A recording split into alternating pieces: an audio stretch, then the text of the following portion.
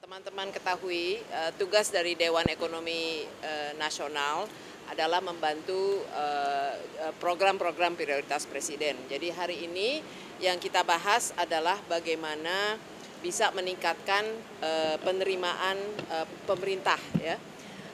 Dan kita melihat ada studi Bank Dunia yang baru-baru ini dikeluarkan bulan Desember, yang di mana ada temuan bahwa apa yang disebut sebagai tax gap, ya, gap antara atau selisih antara yang benar-benar dikutip dana yang diperoleh dan dana yang seharusnya diperoleh itu 6,4% dari PDB atau sama dengan 1.500 triliun.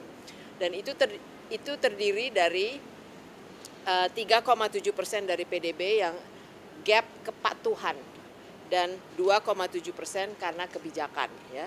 Nah, tadi yang kita tegaskan adalah pentingnya untuk meningkatkan kepatuhan pembayaran pajak dengan perbaikan administrasi dan juga mengurangi penghindaran pajak.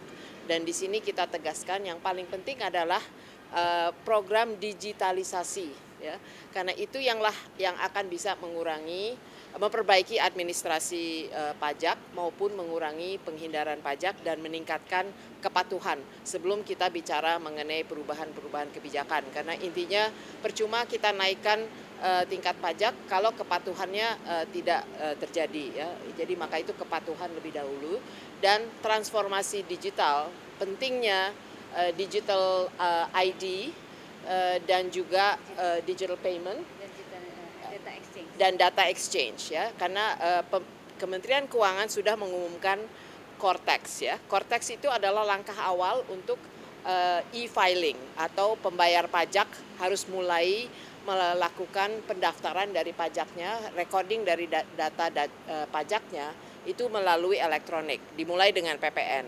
Nah, ini untuk memperbaiki collection pajak, data itu perlu juga dikaitkan dengan digital ID, siapa itu pembayar pajaknya, dan data-data lain, ya, yang bisa membantu profiling dari wajib pajak itu sehingga bisa memperbaiki koleksi pajaknya.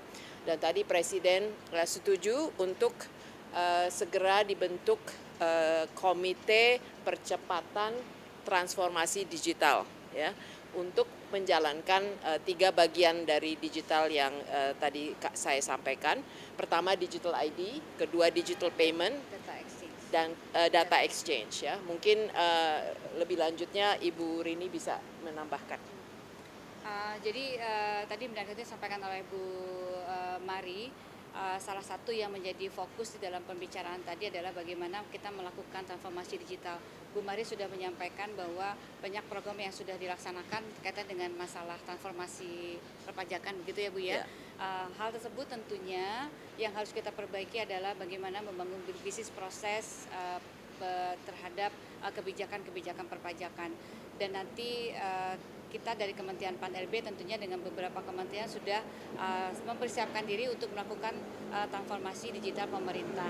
Nah, di dalam melakukan transformasi tersebut tentunya kita memiliki hal-hal yang perlu kita perhatikan, terutama mengenai masalah bagaimana kita mempersiapkan digital DPI-nya, digital public infrastructure. Tadi Ibu Mari Pangestu mengatakan satu kaitannya dengan masalah digital ID, kemudian yang kedua kaitannya dengan data exchange, dan yang ketiga adalah kaitannya dengan digital payment. Dan mudah-mudahan dengan fondasi ini nanti transformasi digital yang kita bisa membantu kebijakan-kebijakan yang direkomendasikan oleh Dewan Ekonomi Nasional. Sementara tadi itu yang kita bicarakan. Terima kasih. Ya, cukup. Ada pertanyaan?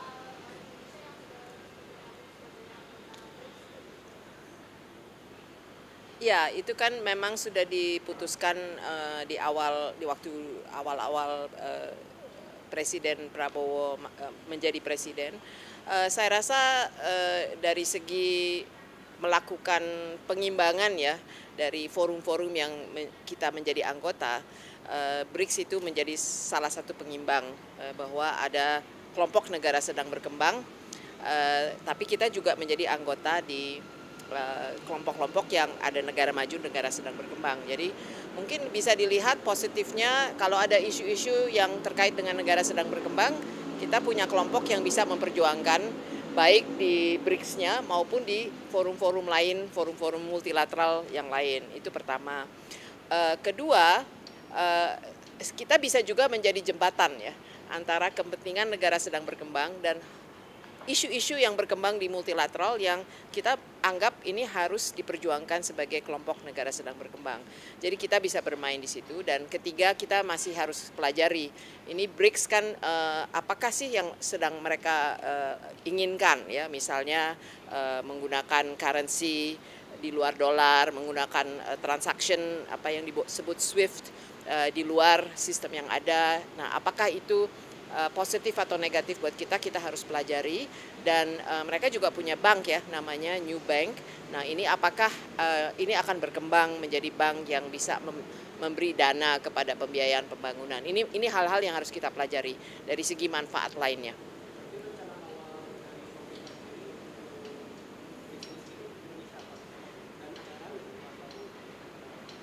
Ya, begitu kita menjadi anggota dari suatu organisasi sudah pasti harus ada siapa yang bertanggung jawab, harus ada di struktur pemerintahannya siapa yang bertanggung jawab.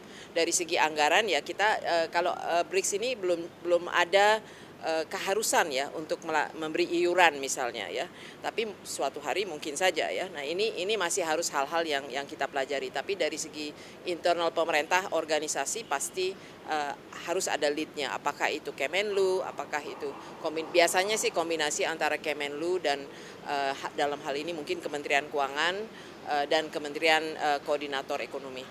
Ya. Kenapa? Itu salah satu agenda mereka. Tapi ini masalah berapa sih transaksi yang dilakukan dengan tidak menggunakan dolar ya. Ini masih kecil sih ya jumlahnya. Tetapi kita sebetulnya sudah mempunyai inisiatif seperti itu, seperti LCS ya, Local Currency Settlement ya. Dan juga misalnya kita mau berdagang dengan Tiongkok, kita nggak usah dari rupiah ke dolar baru ke yuan. Kita sebetulnya sekarang udah bisa dari rupiah ke yuan. Jadi sebetulnya proses-proses itu sudah berjalan. Nah, apakah BRICS akan membantu untuk itu dipercepat? Mungkin akan perlu waktu ya, karena kenyataannya dolar masih dominan di dalam transaksi maupun di dalam memegang aset ya. Jadi ini proses, tapi ya kita sudah bisa mulai melakukan diversifikasi itu. Tidak harus khawatir karena kita kan apa istilahnya bebas aktif ya. Kita boleh kerjasama dengan berbagai pihak ya, dan kita tidak mengganggu kepentingan AS dalam hal ini. Bahkan kita ingin juga bisa bertindak sebagai jembatan ya antara negara sedang berkembang dengan negara maju.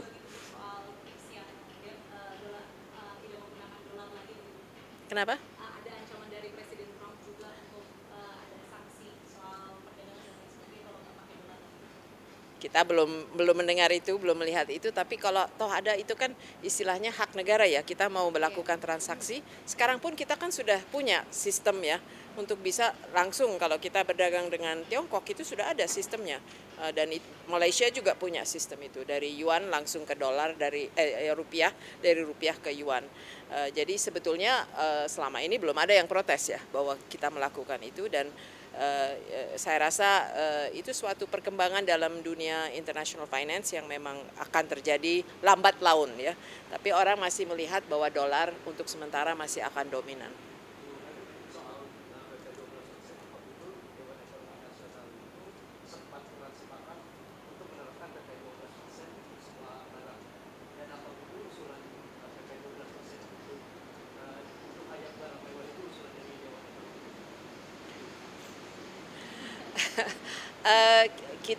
Kita kan dalam posisi melakukan analisa dan memberi rekomendasi. Pada waktu itu kita menganalisa bahwa ada kemungkinan daya beli, bukan ada kemungkinan, memang data menunjukkan daya beli itu lemah ya.